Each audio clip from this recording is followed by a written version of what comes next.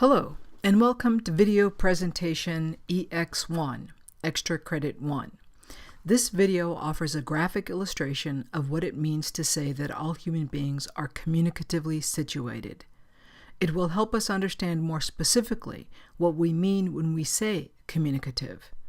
In this course, we are studying sexuality as communicative, but virtually everything about human beings is communicative. It is in the very nature of our human existence. So this graphic illustration focuses on the communicative aspect and leaves it to you to discuss the sexuality aspect. In order to receive extra credit for viewing this video, you must complete the extra credit assignment posted on Blackboard. It is worth a maximum of 5 points. To get full credit, your responses must demonstrate a precise and nuanced understanding of the video. In this case, the meaning of communicative. It must address all the questions asked, and it must complete all the requirements. These requirements could include providing examples, offering definitions, making explicit links to concepts from the text, and so on. This is the graphic illustration I designed to help us understand the meaning of communicative situatedness. First, look at the background of waves. These waves are not just a metaphor for the rhythm of life. They are representations of the actual world of meanings in which we are situated. Notice the relationships among the various lines that make up the waves. Some are darker and some are lighter. The darker ones represent a deeper groove. The darker the groove, the more commonly shared it is. The lighter the groove, the less commonly shared it is. But remember, even the lightest waves are still flowing along in concert with the overall flow. In other words, all of these grooves are interdependent. No one groove is separate from the ongoing flow. Human beings exist within an ongoing flow of meaning and practice. We have daily life habits and ways of thinking that are in concert with the languages we speak, the communities within which we live, and the cultures in which we were raised. The challenging part is that because we are so completely situated within these waves, it is very difficult for us to see or recognize them. Now, look at the legend at the bottom. The waves are the ongoing flow of personal, social, and cultural meanings. These three levels, the personal, the social, and the cultural, are interactive and interdependent. All of us have the power to create our own unique meaning, but none of us have the power to escape the social and cultural meanings that we are subjected to in simply going about our lives from day to day. We could track a single wave, that is, a very, very light or thin line through the ongoing flow. As each of us moves through the flows of everyday life, we get nudged, either by our own volition or by outside pressures to stay within one groove or merge into another. The more deeply ingrained the groove, the more concerted effort it takes to merge out of it. It is also possible to see patterns within patterns, so we can look at the entire wave and see a general flow that is horizontal in nature. With this flow, it is very difficult, within this flow, it is very difficult for it to suddenly become vertical unless there is some major disruption in life. Think about how people say things like, my life turned upside down. This usually means that something very radical happened and everything changed in a moment.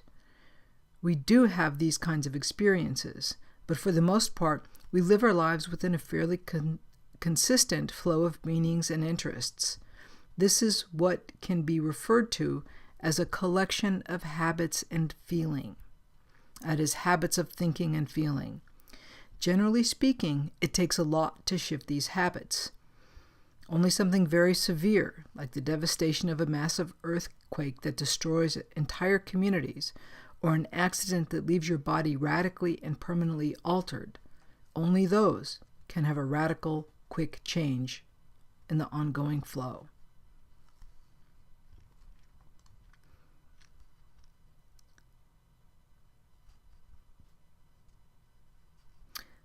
Finally, notice the orange circles filled with the lime green.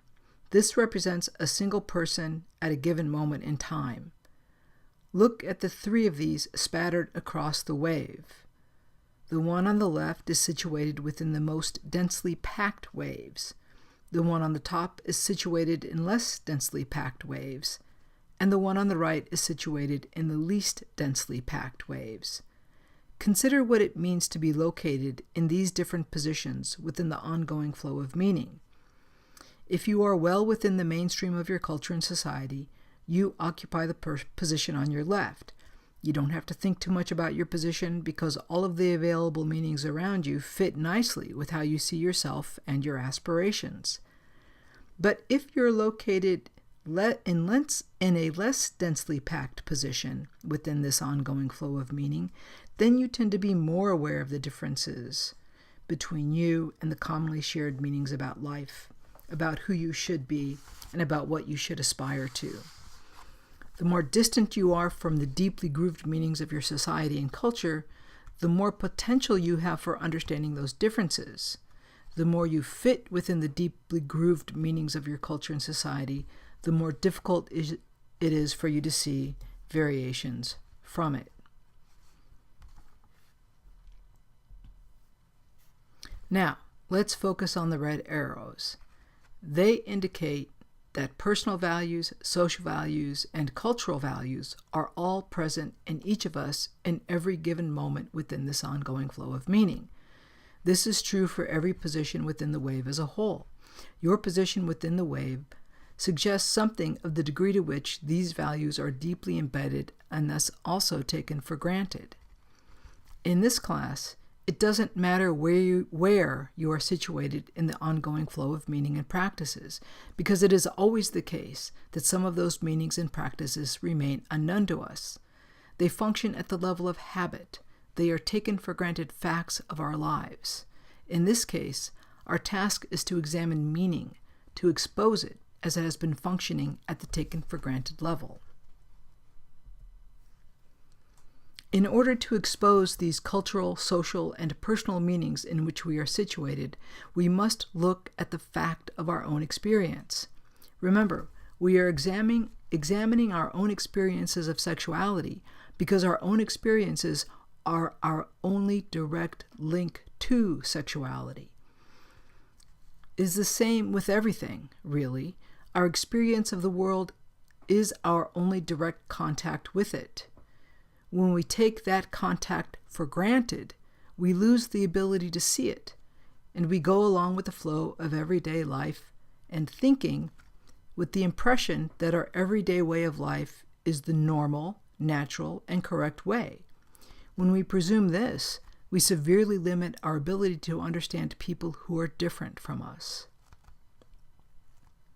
So look at this image. This is you, or me, or any single person. And remember, this is a moment in an ongoing flow. This is a moment in our life.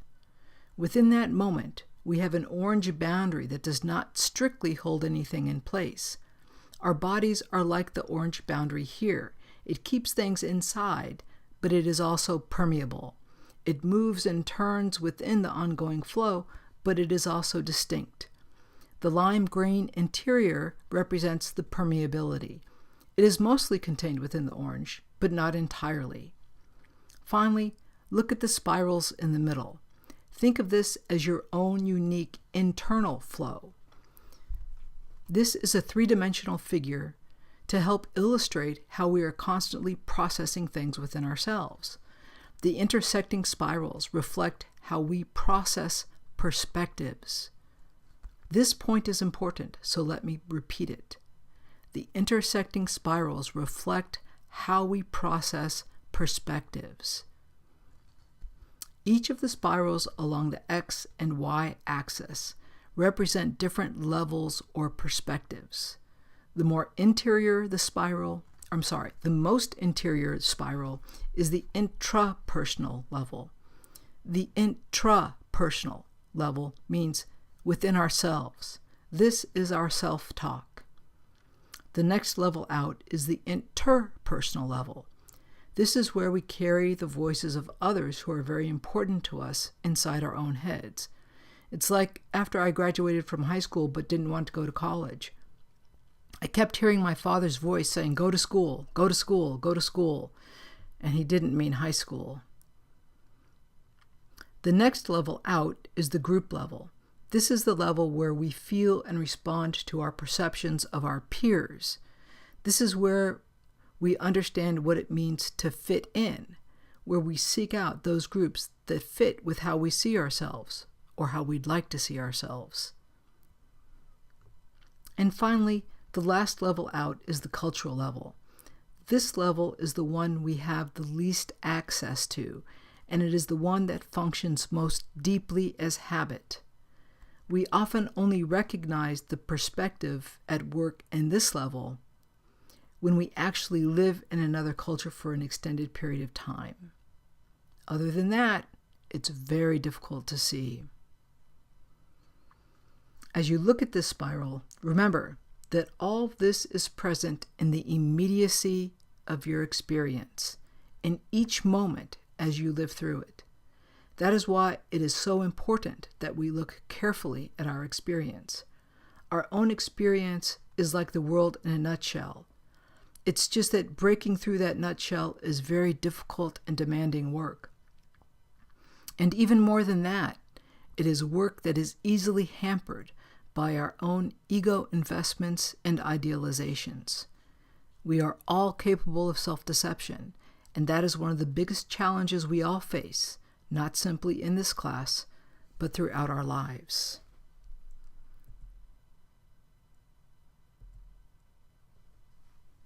So there you have it. In order to get extra credit for this video, please go to the extra credit link on Blackboard and answer the following questions. You will see them there in the form of a test. The first question asks, what are the 3 most important points you got from this presentation? And explain why they are important. The second asks you to explain how communicative situatedness works using an example of the cultural meanings associated with sexuality.